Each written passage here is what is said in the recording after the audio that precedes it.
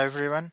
In today's tutorial, I want to show you how to insert a picture into a command button in Excel. In some cases, you may want to display picture instead of text on a command button in the worksheet. Please do as follows to insert a picture into a command button in Excel. Click the Developer tab. In the Controls group, click the Insert drop-down list. And in the ActiveX Control section, click the command button to ActiveX Control and draw a command button. Then right-click the inserted command button and select Properties from the context menu. In the opening properties pane, uh, click this button in the picture field and find and select a picture you need in the load picture dialog box.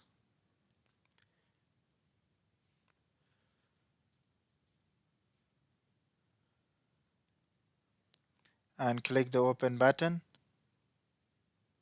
Close the properties dialog. Then the specified picture is displayed on the command button as you can see here. Thanks for watching and please subscribe for more videos.